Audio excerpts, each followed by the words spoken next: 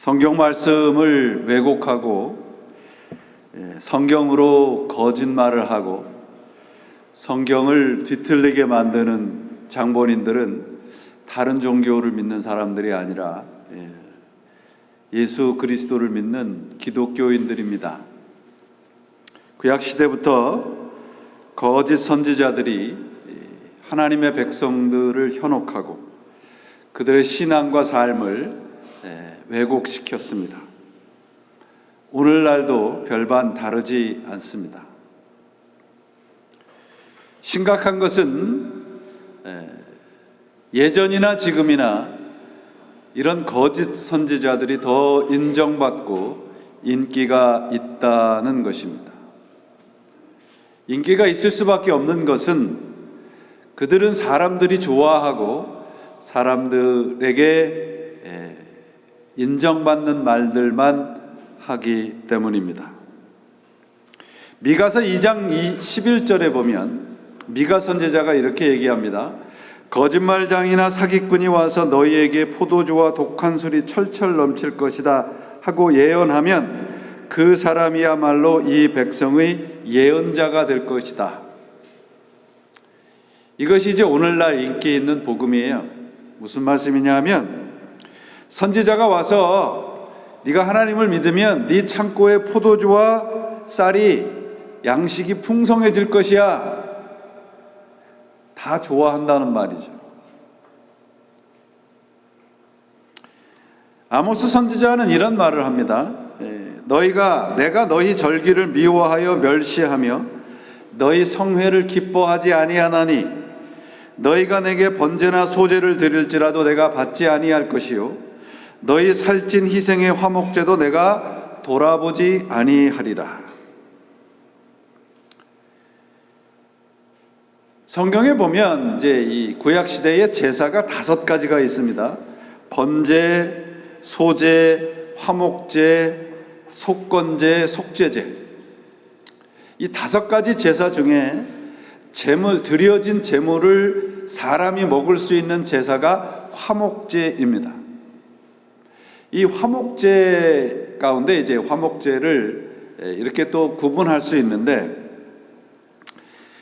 이 제사를 드리면서 그 제물의 기름이나 그 내장은 다 태워버리고 고기는 제사장과 드린 사람들이 먹게 되는 것이 이제 화목제입니다. 그냥 먹는 게 아니고요. 이렇게 제물, 이 고기를 이렇게 위에다 들여서 이렇게 흔드는 제사를 흔들 요자를 써서 요제라고 합니다. 그리고 이제 제물 고기를 이렇게 흔들어서 제사장을 줍니다. 또 좋은 부분의 고기를 위에다가 올렸다가 내려서 몇 번 이렇게 반복하는 제사를 거제라 합니다. 그렇게 이제 한번 올렸다 내렸다 여러 번 올렸다 내렸다 해서 그 제물을 제사장에 드리면 제사장이 이제 그 제물을 먹고 그 나머지 고기를 이제 그 제사에 참여한 모든 사람들이 다 먹게 됩니다. 그런데 이 재미있는 것은 여러분, 이 제사를 드리는 이 백성들이 하나님께 다 드리고 다 하나님께 드려진 모든 제물들이 다 태워지고 다 없애는 다른 제사, 화목제를 제외한 다른 제사, 번제, 소제, 속죄제, 속건제의 제물은 비실비실하고 말라 비틀어진 것을 드리고 자신들이 먹는 화목제의 제물은 살찌고 좋은 것으로 제물을 드려서 다 먹는다는 말이에요. 그게 아모스가 하는 말입니다. 지금. 그래서 다른 제사의 제물에는 들어가 있지 않는 말이 있는데 그게 뭐냐면 살찐 짐승의 제물이라고 되어 있습니다. 거짓 선지자들이 자신들의 신앙이 사람들의 그 신앙이 잘못됐다는 것을 느끼지 못하게 만든단 말이에요.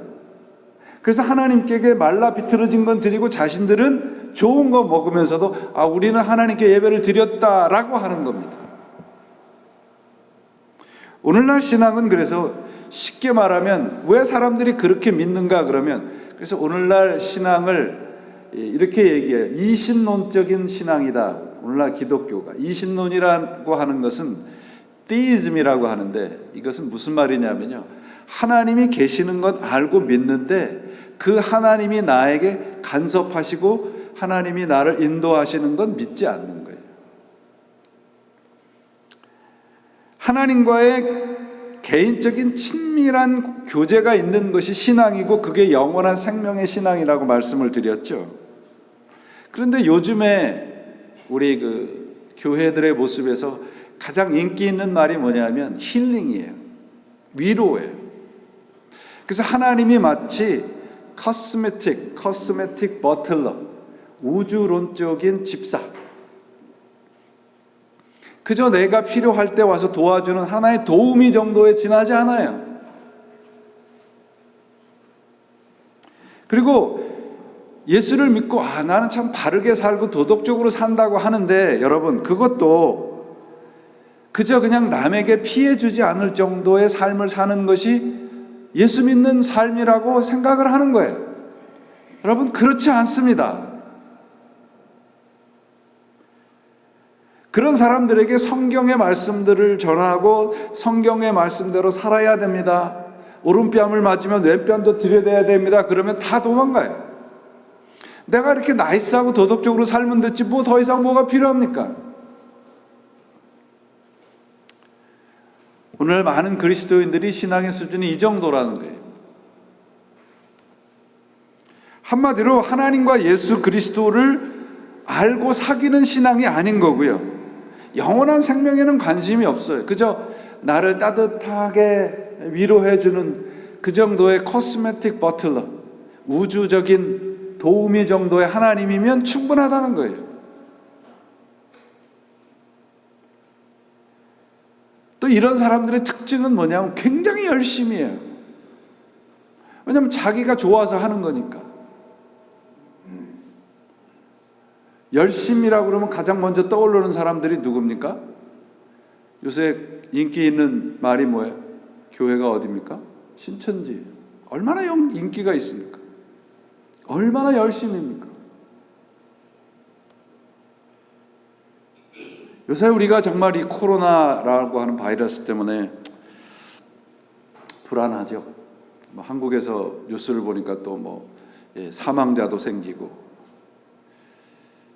그런데 이런 와중에 일부 목사님들이 참으로 어처구니 없는 얘기들을 한단 말이에요. 이 바이러스가 발생된 우한, 중국의 우한이라고 하는 그 지역이 하나님을 반대하고 이래서 하나님의 징벌을 받았다 말이에요. 여러분, 우리가 믿는 하나님이 이 정도로 째째한 하나님인가요? 만약에 이렇게 말씀하는 사람들의 그들의 논리에 따르면 그렇게 말하고 있는 한국의 교회가 더 심판의 대상입니다. 물질에다가 권세에다가 하나님을 팔아먹었잖아요. 자기 자녀들에게 마치 기업을 물려주듯이 교회를 물려주면서 어떻게 이런 얘기들을 하냐 말이에요. 사람들이 불안한 심리를 이용해서 그들을 정신적으로 지배하려고 하고 자신들이 옳다는 것을 나타내려고 하는 사람들입니다. 다 거짓 선지자들입니다. 다 가짜예요, 여러분. 신앙은 여러분 몰상식이 아니에요. 이 몰상식한 것으로 신앙을 포장하시면 안 됩니다. 신앙은 상식을 초월하는 것이지 몰상식이 아닙니다. 몰상식한 것이 영적이고 좋은 신앙이다? 아니에요, 여러분. 생명을 소홀히 여기는 종교가 진짜 종교입니다. 이웃을 사랑한다는 말은 그 이웃의 생명을 존중한다는 말이거든요. 주님께서도 이웃을 사랑하라는 말이 성경에 써 있잖아요. 근데 어떻게 나는 살고 저 사람은 죽어야 된다는 논리를 하느냐 말이죠. 거짓 선지자들이기 때문에 그래요, 여러분. 현혹되시면 안 됩니다. 왜 이렇게 우리에게 어려움이 생겼는가, 그 원인을 우리가 밝혀내는 것도 중요하지만 정말 필요한 것은 이럴 때 정말 내 이웃이 누군가를 살펴야 되는 거예요. 나로 인해서, 우리 교회로 인해서, 우리나라로 인해서 선한 영향력이, 영적인 영향력이 나타나야 되는데 일부 사람들로 인해서 그런 영향력이 아니라 자신들만 의롭다고 생각을 하는 거죠. 만약에 그분들이 성경을 읽었다면 이럴 수가 없는 거예요. 성경을 공부했다고 한다면 이럴 수는 없는 겁니다, 여러분.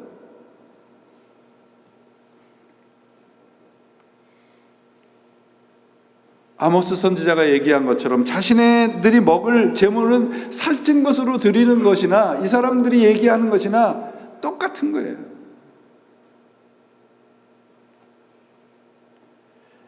지난주일날 말씀드렸습니다. 영생은 하나님과 그의 보내신 예수 그리스도를 아는 것입니다. 곧 예수 그리스도 안에서 친밀한 관계로 살아가는 거예요. 하나님의 다스림 안에서 살아간다고 말씀드렸죠. 영원한 생명이란 하나님의 다스림 안에서 살아가는 것입니다. 세상을 다스린다는 것이에요. 세상을 추종하는 것이 아니고 세상 밑에 들어가는 것이 아니라 말이죠. 이렇게 하나님의 다스림 안에 산다는 것은 세상을 섬기고 이웃을 사랑하며 살아가는 거예요. 히브리서 12장 2절에 보면 믿음의 주여 또 온전케 하시인 예수 그리스도를 바라보라. 믿음의 주라고 하는 이 주라고 하는 그 원문의 단어가 알케코스라는 단어인데 이 말의 뜻은 뭐냐면 통치자, 주관자 이런 뜻입니다. 이 말씀은 우리의 믿음의 시작과 끝이 예수 그리스도 안에 있다는 것이고요. 또 그 다음에 믿음의 주 온전케 하신다라고 하는 그 온전케 한다는 말씀은 완성한다는 것이에요. 이게 굉장히 중요한 말씀입니다. 우리가 그리스도 안에 믿음을 갖는다면 예수 그리스도에 의해서 예수 그리스도로 말미암아 완성된다는 것이에요. 우리 아까 최민 집사님 기도 그렇게 하셨잖아요. 우리는 그런 능력이 없습니다. 그러나 그분 안에 있으면 그분이 우리를 완성해 가신다는 거예요. 이게 믿음인 겁니다. 그러니까 뭐 째째하게 여러분 뭐 하나님이 뭐 어쩌고 저쩌고 성경 말씀을 가지고 이렇게 우리를 이렇게 두렵게 하고 우리를 이상하게 만드는 거, 그런 거에 신경 쓰지 마세요. 내가 그리스도 안에 뿌리 박고 있다 그러면, 그분의 말씀 안에 뿌리 박고 있다면 두려울 게 없는 거예요. 왜? 하나님이 나를 선택하시고 내가 그분을 믿게 만들으셨다면 하나님이 나를 완성해 하실 것이기 때문에 그렇습니다. 예수님의 기도의 내용이 그거잖아요. 예수를 우리의 인생의 통치자요 지배자의 그 자리에 놓고 사는 것이 믿음이에요. 그 결국은 이 믿음을 통해서 우리를 완성하실 것입니다. 그래서 믿음이라고 하는 단어가 버티는 거예요. 버틴다예요. 히브리 말에 에무에라고 하는 말은, 에무나라고 하는 말은 버틴다는 거예요. 말씀 안에 그 말씀 안에 우리의 그 다리를 굳게 내리고 버티는 거예요. 그게 믿음이에요. 그게 아멘이에요, 여러분. 어떤 분이 이렇게 예전에 차를 타고 가다 보니까 동해물과 백두산이 우리나라 만세 그랬더니 뒤에서 아멘 그러더라고요. 그럴 때 아멘을 하는 거 아니에요, 여러분. 아멘이라고 하는 이 말씀은요, 신앙이 뭐냐? 그리스도의 그 말씀 안에서 버티는 거다, 그런 말이에요. 이 고백으로 내가 버티겠습니다. 이 세상 다른 것이 아니고 예수 그리스도 안에서 그분의 말씀으로 그분 안에서 버틴다. 이게 믿음이라고요. 그러면 우리가 그분 안에 있다면 버틸 수 있는 힘이 생기는 거 아니겠어요? 하박국에 여러분, 하박국 선지자가 뭐라고 얘기합니까? 의인은 뭘로 살아요? 믿음으로 산다. 그때 믿음이 버티는 거예요. 뭐라고 얘기합니까? 무화과 나무에 나무가 무성하지 않고 포도나무에 열매가 없고 감람나무에 소출이 없고 밭에 먹을 것이 없고 우리의 양이 없고 외양간에 소가 없을지라도 나는 그분으로 인하여 기뻐하리라. 이게 버티는 거예요. 나를 버티게 하는 것은 여러분 외양간의 소가 아니고 외양간의 양이 아니고 밭에서 나는 먹을 것이 아니고 그분 안에 있는 믿음이라는 것입니다. 두려워하지 마세요.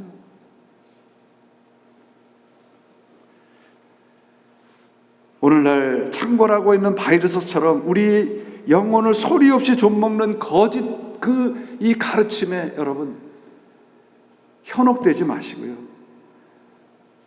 참된 하나님의 말씀 안에 우뚝 서는 아멘 신앙의 사람들이 되시기 바랍니다. 아멘.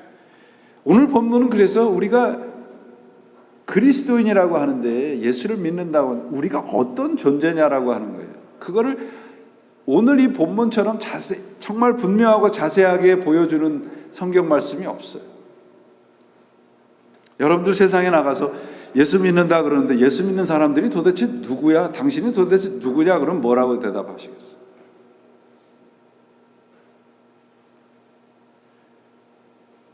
하나님이 우리를 어떻게 생각하고 계시고 어떻게 취급하고 계시는가를 명확하게 가르쳐주고 있습니다. 예수님의 기도 안에서 하나님이 우리를 어떻게 취급하고 계시는가를 알면 우리는 거짓 선지자들의 그런 거짓 교사들의 가르침에 현혹되지 않을 수 있습니다.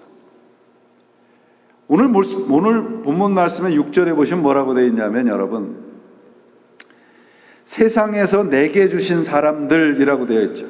그죠? 여러분 성경 다 펴시면 6절에 그렇게 되어 있죠. 세상 중에서 내게 주신 사람들에게 내가 아버지의 이름을 나타내었나이다. 우리가 누구라고요? 세상 중에서 구별해서 예수 그리스도에게 맡겨진 존재라고요. 그리고 그 밑에 부분에 보시면 그 다음 절에 가서 보시면 뭐라고 되어 있습니까? 우리가 다 아버지의 것이라고 되어 있어요. 8절에는 그 다음에 6절 하반절에 하나님의 말씀을 지켰다고 되어 있고 8절에는 그 말씀을 믿었다고 되어 있습니다. 그러니까 그리스도인이 누구냐 그러면 세상 중에서 예수 그리스도에게 맡겨진 사람들, 하나님의 말씀을 지키는 사람들, 그 다음에 그 하나님의 예수 그리스도가 우리들에게 말씀하신 그 말씀이 하나님에게로 왔다고 하는 것을 아는 사람들, 그리고 예수님이 하나님의 아들이시라고 하는 걸 알고 믿는 사람들, 이게 누구예요? 우리들이에요. 여러분 하나님이 on purpose 일부러 목적을 가지시고 예수님에게 맡겨준 사람들이 우리란 말이에요. 하나님이 예수 그리스도에게 세상의 어떤 무슨 영화로움이나 금은 보화나 권세나 이게 아니고 우리 사람들을 맡기셨단 말이에요, 여러분. 그러면 하나님이 예수 그리스도에게 맡긴 것이 우리들 사람들이라면 우리는 어떤 존재라는 것입니까? 세상에서 가장 귀하다 그런 말이에요. 하나님이 가장 귀하게 생각하는 게 누구라고요? 우리들이란 말이에요. 우리의 영혼이라고요.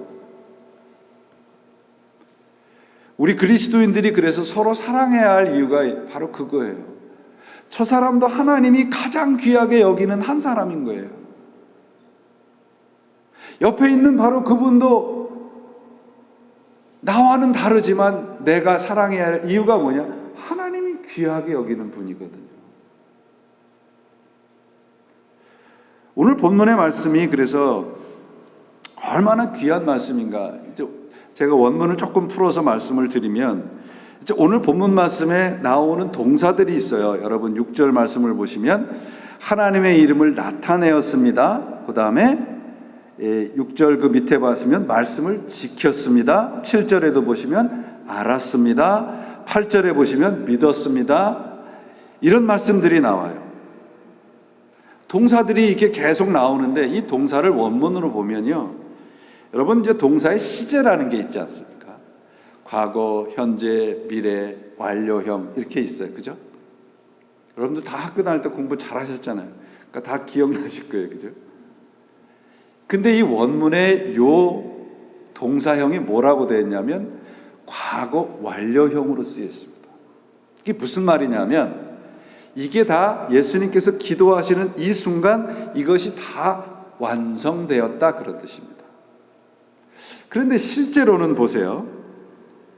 이 말씀이 이런 겁니다. 십자가의 구원의 말씀을 다 지켰습니다. 예수 그리스도가 하나님으로부터 왔다는 걸 알았습니다. 그 아버지가 예수님을 보내셨다는 걸 알았습니다.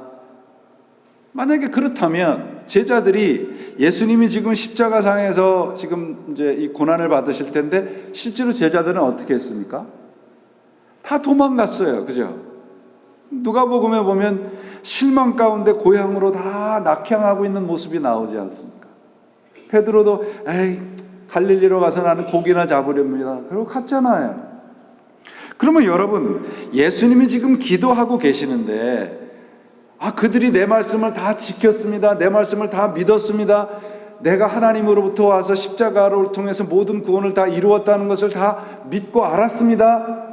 이미 완성되었습니다라고 하는 그 시제를 사용한 이유가 뭘까요? 그렇게 하시겠다는 거예요. 하나님이 그렇게 하시겠다는 거예요. 그러니까 우리가 예수 그리스도 안에 있을 때 그 믿음이 뿌리를 받고 버틸 수 있는 근거가 뭐냐 그러면 하나님이 나를 택하셨다면 하나님이 나를 영화로운 존재까지 이루고 완성할 때까지 나를 놓지 않으시겠다는 거예요. 예수님이 그렇게 기도하시는 거예요, 지금. 그래서 실제로는 그들이 다 도망가고 말씀을 지키지도 않고 믿지도 않았는데 그렇게 될 것이다 말이에요. 우리에게도 똑같이 기도하고 계시는 겁니다. 그래서 우리가 누구라는 거예요? 바로 하나님이 우리를 세상에서 찝어내셔서 예수님에게 맡겼다. 그 말은 하나님이 책임지신다는 거예요. 믿음은 여러분 이렇게 예수님에 의해서 시작이 되고 예수님에 의해서 컨트롤되고 예수님에 의해서 완성이 되는 겁니다. 그럼 우리가 믿을 것이 뭐예요? 그분이에요. 바로 우리 주님이에요. 그분 말씀 안에 서는 거예요. 우리의 현실이 비록 정말 녹록지 않고 힘들고 어렵고 오늘 현재의 나의 모습이 너무너무 미약하고 너무너무 어리석어 보일지라도 하나님, 예수님이 지금 나를 향해서 어떻게 기도하시는가? 너는 믿음을 지켰어. 너는 지금 완성되었어. 너는 지금 그 모습 그대로 하나님 앞에 갈 거야 라고 하시는 거예요. 이게 얼마나 엄청난 그 은혜입니까?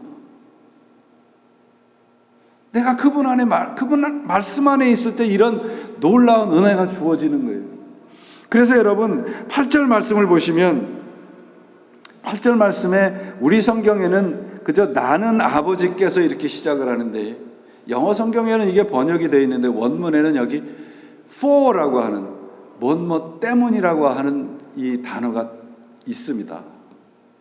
그래서 영어 성경을 보니까 이렇게 되어 있어요. For I gave them the word you gave me and they accepted them. 이 무슨 말씀인가 하면 아버지가 내게 주신 말씀을 내가 저들에게 주었고 저들은 그 말씀을 받았기 때문에 내가 아버지께로 온 것을 저들은 알았고 믿었다는 거예요. 무엇 때문에 믿었다는 거예요? 하나님의 말씀 때문에 믿었다는 거예요. 그럼 우리가 붙잡아야 될 것은 뭐예요? 이거예요, 여러분. 이거. 여러분 유튜브 보지 마시고 이거 보세요. 이거 읽으셔야 돼요. 이거 보아야 돼요. 그래야 하나님, 예수님께서 하나님이 보내신 구세주인 것이 믿어지는 것이고요. 그 구세주가 나로 하여금 영원한 존재에 완성하는 그날까지 나와 함께 하신다는 것이 믿어지게 되는 거예요. 제자들이 하나님을 알고 믿을 수 있었던 근거는 바로 하나님의 말씀을 예수 그리스도를 통해서 그들에게 주었기 때문입니다. 제발 다른 것에 현혹되지 마시고 말씀 안에 우뚝 서시길 바랍니다. 그러면 여러분 내가 하나님이 나를 일부러 이렇게 딱 들으셔서 예수 그리스도에게 맡겼다는 이 말씀의 은혜가 내 안에서 아마 솟구치실 거예요. 나는 하나님이 예수 그리스도에게 맡긴 존재예요, 우리가. 그럼 우리의 믿음은 어느 정도 있어야 돼요? 어느 정도 믿어야 이런 게 믿어질까요? 성경에 뭐라고 되어 있어요? 겨자씨만 하면 돼요. 겨자씨만 하면. 왜? 내가 믿는 하나님이 천지를 지으신 창조주시기 때문에. 내 믿음의 크기와 상관없이 내가 믿음을 가지면 하나님께서 나를 세상에서 꺼내셔서 예수 그리스도에게 맡겨준 존재로 완성해 가실 것이란 말이죠. 잊지 마십시오. 우리는 하나님이 예수 그리스도에게 맡긴 존재입니다. 그리고 오늘 예수 그리스도께서 성령에게 우리를 맡겨준 존재, 그래서 성령께서 나와 함께 하시는 사람들이 바로 우리 그리스도인들입니다. 여러분, 이 일에 우리가 뭐 보탠 것이 무엇이 있어요? 아무것도 없잖아요. 우리가 해야 할 일은 예수 그리스도를 알고 그분의 말씀 안에서 사는 겁니다. 여러분, 이게 믿어지면 우리는 은혜 받은 자예요. 안 믿어지면 뭐예요? 은혜 못 받은 자죠. 하나님을 통해서 예수 그리스도에게 맡겨준 존재들은 이게 믿어집니다. 그러나 하나님을 통해서 예수 그리스도에게 맡겨진 존재가 아직 아니라면 믿어지지 않아요. 왜? 아직도 내가 할 수 있다고 생각하기 때문에 그렇습니다. 세상에서 믿음을 가지고 버틸 수 있는 힘은 우리에게 없어요. 그러나 우리를 택하시고 맡기신 하나님 안에 있다면 우리는 버틸 수 있습니다. 나는 할 수 없지만 나를 맡으신 예수 그리스도의 은혜로 가능합니다. 그래서 주님께서 뭐라고 말씀하고 계세요? 예수님께서 십자가에서 말씀하신, 십자가상에서 말씀하신 the last word가 뭐예요? 가장 마지막 말씀이 무엇입니까? It is finished. 다 이루었다. 우리가 그런 존재인 거예요. 다 이루었어요, 여러분. 이걸 믿으시기만 하면 되는 겁니다.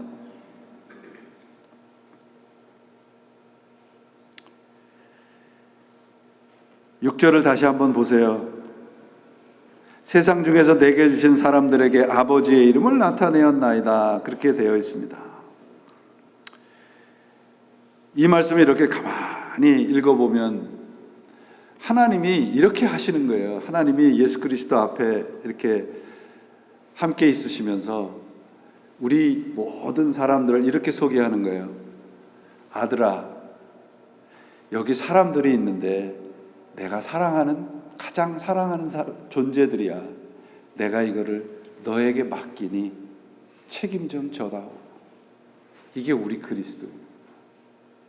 그리고 예수님께서 십자가상에서 다 이루셨다고 하신 그 말씀은 우리를 성령님에게 또 맡기시는 사건이란 말이에요. 이게 믿음이에요. 그러면 나는 그렇게 엄청난 은혜를 받고 엄청난 그런 하나님의 사랑 가운데 있다면 어떻게 살아야 되겠냐 말이죠. 어떻게 살아요? 우리 모두가 하나님이 예수에게 맡긴 사람들입니다. 그러면 우리는 서로 어떤 관계로 살아야 되겠습니까?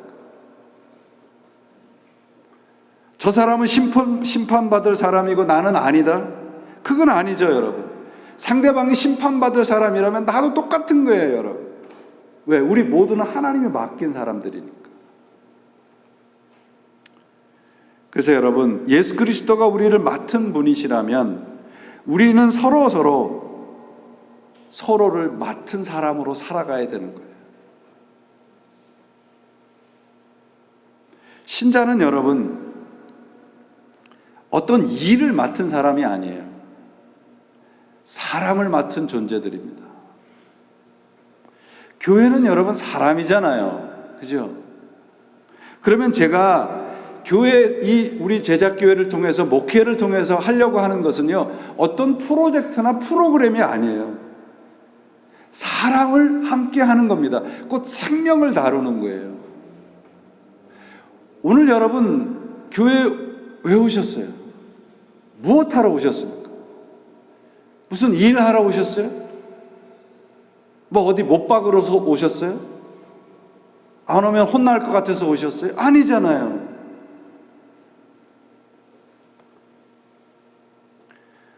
목회가 생명을 맡은 것이듯이 우리가 신앙생활을 하는 게 바로 서로 상대방의 생명을 맡은 존재로 살아가는 거예요, 여러분. 가정에서 여러분 남편과 아내 그리고 부모와 자녀의 관계는 어떤 관계냐면 서로의 구원을 책임지는 존재인 겁니다. 마찬가지예요, 여러분. 교회 교인들도 똑같아요.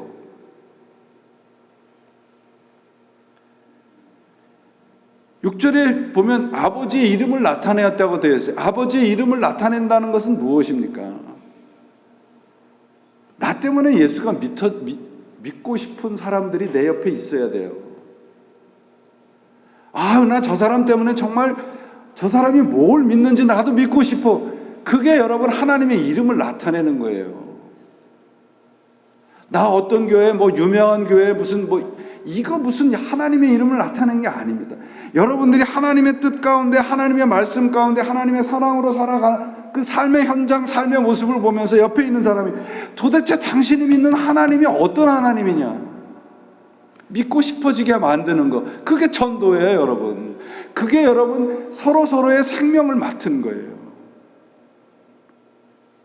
9절을 보시면 예수님이 우리를 위해서 기도하시잖아요.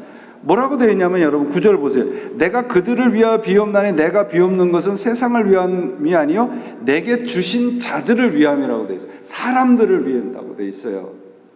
그러면 여러분 주님이 우리를 위해서 기도하시는 기도의 내용이 뭐냐면 나예요. 나 우리예요. 우리. 그죠? 그러면 우리는 누굴 위해서 기도해야 되겠습니까? 옆에 사람을 위해서 기도해야죠. 우리가 맡은 사람을 위해서 기도하라는 거예요. 기독교는 여러분 한 사람 한 사람의 영혼이 회복되는 종교잖아요.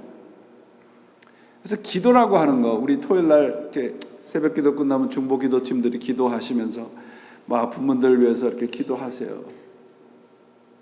기도는 여러분 나와 상대방의 거리를 좁히는 그런 훈련입니다. 옆에 사람 한번 이렇게 쭉 돌아보세요. 다 좋아하고 다 내 마음에 드는 사람들인가요? 그런데 왜 우리는 같이 신앙생활하고 있고 같은 교회에서 하나님을 섬기고 있나요? 하나님이 여기에 우리에게 맡겨주신 거예요. 권사님에게 맡겨준 분이 우리 김정길 권사님이에요. 내가 책임져야 되는 거예요. 누가 책임지겠습니까, 여러분? 그게 교회예요, 여러분. 책임진다는 게 뭐예요? 사랑하는 거예요. 사랑하는 거예요. 그게 우리가 예수님에게 그리스도를 하나님이 맡겨주신 이유입니다. 기도는 상대방과 나 사이에 다른 점을 극복하는 능력이 돼야 돼요. 기도한다고 하면서 눈 감았을 때는 사랑한다고 그러고 눈 뜨면 또 눈이 이상하게 돌아가는 사람들이 있어요. 그 왜 그래요? 기도하지 않아서 그렇죠.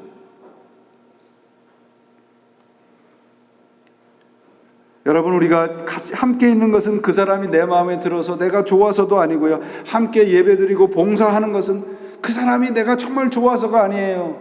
하나님이 여기에 우리에게 맡겨주신 겁니다. 우리 모두는 서로를 맡은 존재들이라는 거 잊지 마십시오.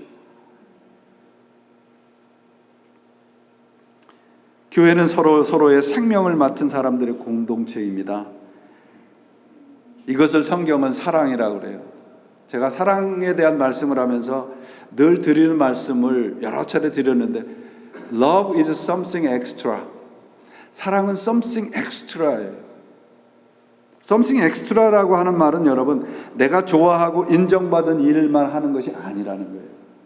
저 사람이 싫어해도 인정받지 못해도 손해봐도 하는 거예요. 그리스도인으로 성숙되어 간다는 건 여러분 내가 손해보는 일을 하면서 그게 손해라고 여기지 않는 것, 그게 성숙된 그리스도인입니다. 우리는 거꾸로잖아요. 내가 손해 안 보려고 하고 손해봤다가는 또 막 눈이 이상해지고.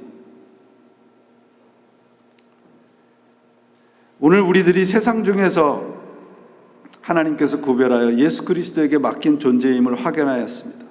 그게 하나님의 사랑입니다. 그렇다면 우리 모두 서로가 상대방의 생명을 맡은 존재임을 다시 확인하시고 기억하시기 바랍니다. 그래야 우리 교회 안에 진정한 사랑의 관계가 여기저기에서 나타날 수 있습니다. 사랑을 왜 해요? 저 사람과 나와 다르기 때문에 하는데요.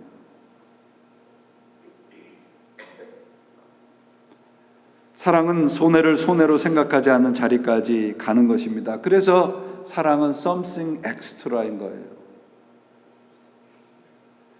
우리는 우리에게 주신 사람들, 그 소중한 사람들을 우리가 사랑한다면 우리가 해야 할 일은 그러므로 기도하는 겁니다. 함께 무릎 꿇는 겁니다. 그 사람을 위해서 기도하는 거예요. 여러분, 중보기도가 얼마나 큰 힘이 있는지 아세요? 기도하지 않고 어떻게 사랑할 수 있어요? 말로만 맨날 사랑한다고 고백하면 사랑이 되나요? 여러분, 한국 유행가의 가사의 한 90%는 뭐예요? 무슨 노래예요? 사랑 타령이에요, 전부. 왜요? 사랑이 뭔지 몰라서 그래요. 사랑할 줄 몰라서.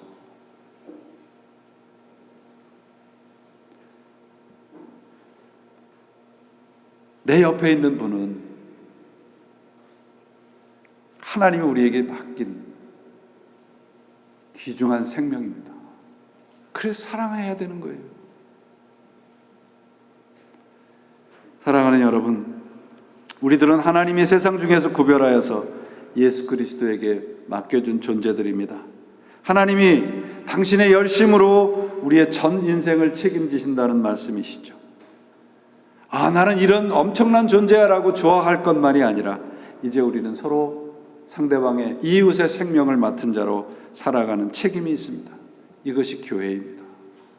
우리는 서로 영원한 생명을 맡은 존재들로 살아가야 할 책임을 다해야 하는 사람들입니다. 말씀을 맡은 존재들이고, 기도를 맡은 존재들이고, 사랑을 맡은 존재들임을 잊지 마시기 바랍니다. 나만을 위한 그런 것이 아니라 상대방의 생명을 맡았다는 것을 잊지 마시기 바랍니다. 저는 이런 엄청난 일을 여러분과 함께 해야 할 그런 사람입니다. 교회는 프로젝트가 아닙니다. 교회는 생명을 다루는 그런 공동체임을 기억하시고, 그 생명을 다루는 공동체에 가장 필요한 연료는 뭔가? 사랑입니다. 그리고 기도입니다. 한 분의 말씀을 드리고 설교를 마치려고 합니다. 한국의 유명한 대학의 아주 전도 유명한 교수이셨습니다.